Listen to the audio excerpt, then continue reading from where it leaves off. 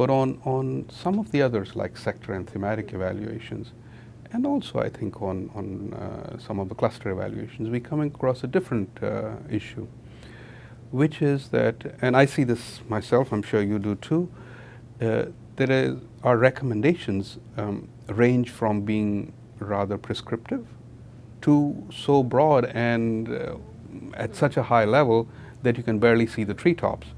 And therefore, what the frustration for us also is, how do you find that right balance where you allow for management to have some flexibility in the types of actions they would take, which would then address the underlying issue that has been uncovered. How's your experience been in these areas? So this is a really interesting area where we're right now experimenting quite a bit.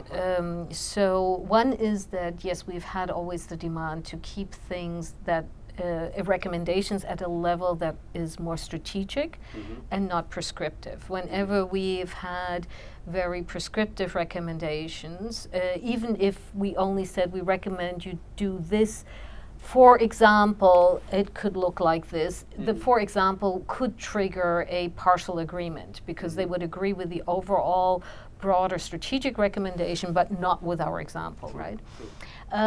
So what we're doing right now is we have a couple of pilots where we're taking some of these big evaluations and work with management in a workshop scenario, everything from discussing and debating together with them what would be a meaningful wording of recommendations to right now we have one where management has to write the recommendations.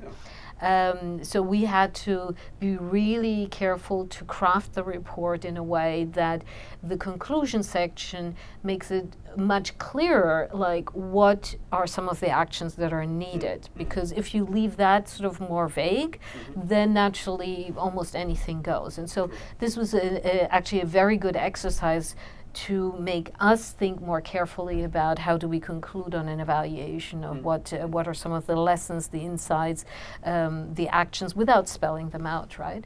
The other thing that we are going to pilot, and I'm very excited about that, is taking a group of major evaluations together.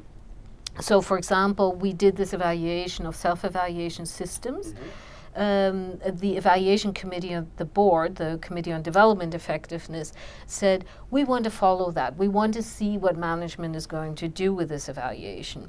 And so I suggested that in addition to that evaluation, we look at one that we did on learning and lending, which was completed something like two and a half years ago.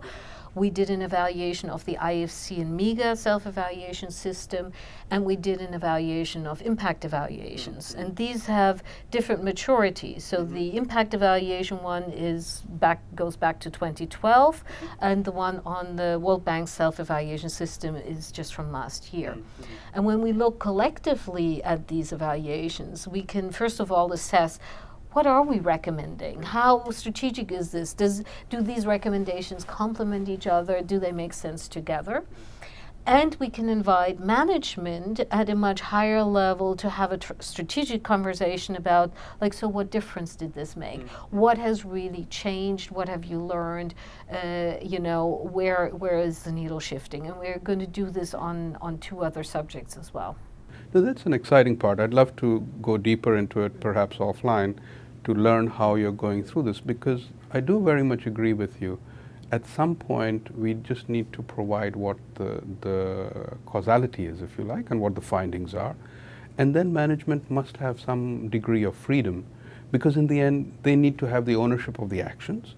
Absolutely. They need to be doing the implementation. And our role, we've had many discussions, should our role finish at findings and let there be no recommendations, to the other extreme, which is no, you need to have clear recommendations so management can then implement. But I like the balance you're creating here, because I think that is exactly what will come in.